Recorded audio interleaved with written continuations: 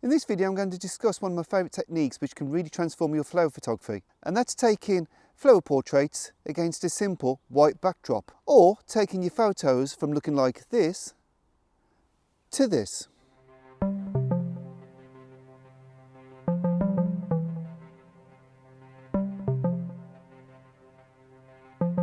Hi guys, and welcome to another video. Now, if you saw my recent video about photographing flowers against a black backdrop, you know I'm a great fan of creative flower photography. I'm not really that great a fan of just taking the standard flower shot. It doesn't really interest me that much. I like to do something a little bit different. So, as you saw my previous videos about the black backdrops, I like taking flower portraits against a black backdrop to sort of give that studio look. And I also like to take it the other way and take it for that sort of high key look against a white backdrop, to sort of give you that sort of kid studio portrait shot of a wildflower. And I find it a really interesting technique, but it does involve a little bit more work compared to the black backdrops, but not that much. So what I'm going to do is I've just set up a shot, and I'm literally going to talk you through all the bits and bobs needed to make it work. Now, first of all, you see here my trusty flashlight, which is being used to illuminate this piece of white perspex or white plastic to create the white backdrop. Now, this is probably your first port of call of what you need to set up, and really all it is an inexpensive piece of plastic on a little tripod. You can actually just use sticks to hold it up, or even tent pegs, it all works. Your flash triggered remotely behind, and I generally find put that on full power, because you're outside most of the time. You're pretty much going to need full power, and just leave it behind the actual subject. So you've got the subject, white perspex, and the flash gun behind on full power set of manual, and that pretty much sorts out your backdrop. And then here I'm just using a little LED panel, again on full power, directly underneath the camera lens to illuminate my subject. And really the rest of it is actually done on camera by shooting in manual mode. So I'm adjusting the ISO, the aperture, and the shutter speed. Now the shutter speed is quite a simple one, because that's just set to the flash sync of your camera and flash gun. So I've set it to 1/60th of a second.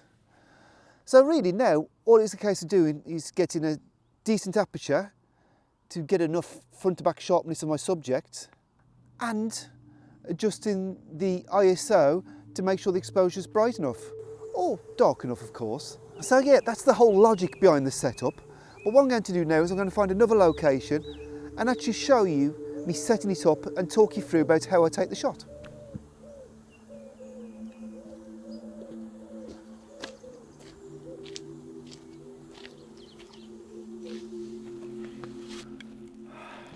Now, part of the problem with this kind of photography is basically identifying your subject.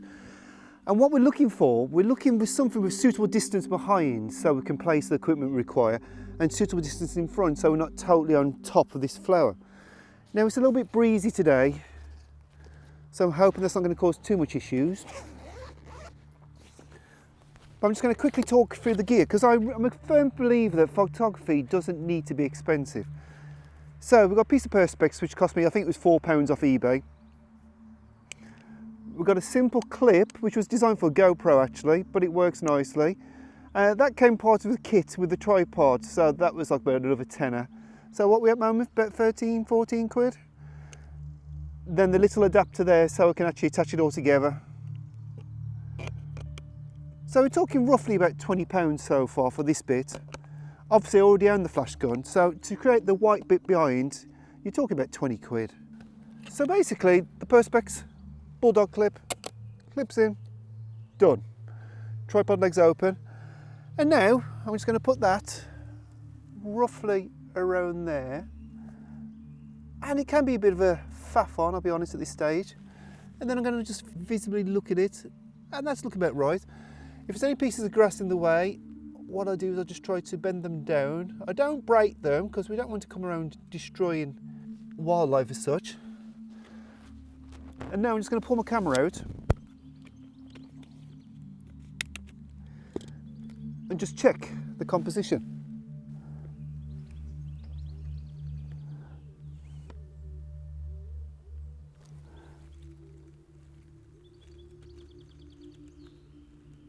Yeah, it looks lovely. So, for the purpose of this video, I'm shooting a square crop again. I don't know, I quite like square crops for flow photography.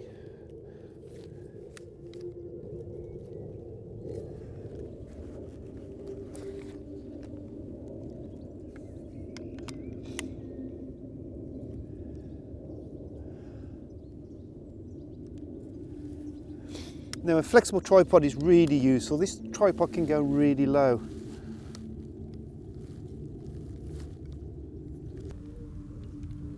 So now I'm just really fine-tuning the composition. Yeah, I'm actually really pleased with that one.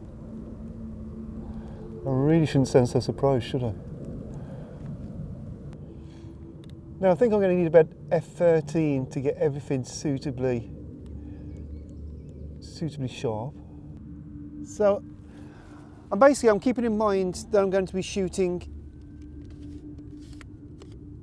at the flash sync of my camera. So I'm going to go into fully manual mode, flip the screen out to make life a little bit simpler. 160 a second, f13, ISO 400. I'm going to take that just to see how it's looking. Right, so now I've got a 20 quid LED panel, which I'm literally going to just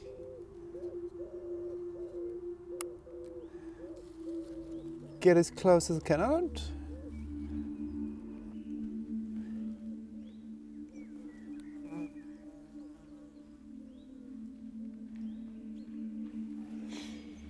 So I've added the 20 quid LED panel. Unfortunately, it's flashing at full power, makes me think the battery's a bit low, which is a bit of a fail. Of course, what I could do, I could just use the torch light on my phone, to be honest, just to add the fitting light. But so next up is the actual flash.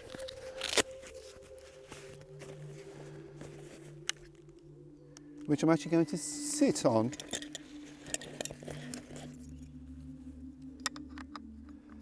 the stand that it comes with.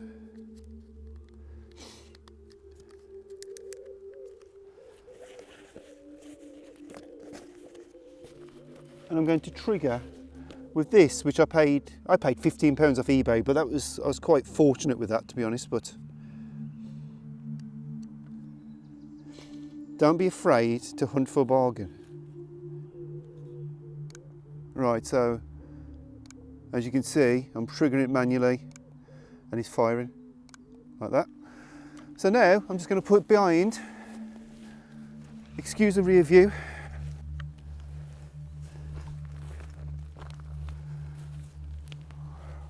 Right, I've literally just used my bag to prop it.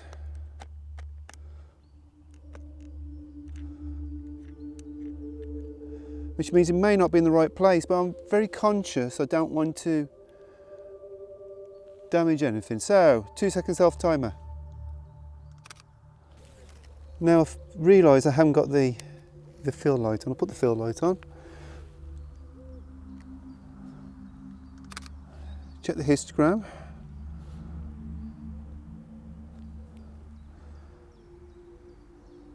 I think I'd like it a little bit brighter, so I'm going to adjust the ISO. I've increased the ISO to ISO 800, which I'm not too worried about. ISO 800, f30, 1/60 of a second, fill light on, flash on full power behind, take the shot. To be honest, mainly to control the exposure. So what you're looking for is when you've taken the shot, is your histogram, you would expect it to be really grouped towards the right hand side because you've got a lot of white in this shot.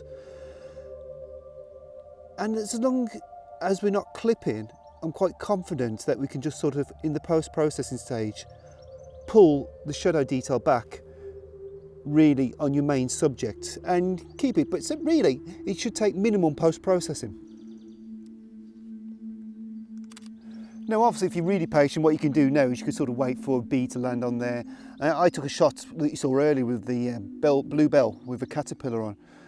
So sometimes you can just hang around and the insects will come to you and you can do this sort of technique with them. But anyway, it's a nice simple technique to sort of get that field studio look. As I say, recreating the kids' photo shoot outdoors with naturally grown wildflowers. And once I take everything away, you won't know I've actually even been here, which obviously is brilliant. Because I know some people would actually just pick the flowers and take it back and then sort of do this shot in studio. But you know what? There's something far more satisfying about doing it and knowing that you haven't harmed anything in the process.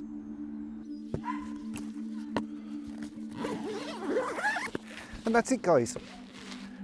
A really simple technique, relatively inexpensive, which can totally transform the way you take some of your photos. Now, as ever with these techniques, I'm not suggesting you do it for every shot you take of flows, because it gets a bit boring then, you know. Mix it up, do white backdrops, do black backdrops, also just do the more natural ones, even use a reflector to try and get a bit of golden colour bounced in. Just be creative, because really that's all it's about. Anyway guys, I hope you've enjoyed this video, I hope you've got something from it.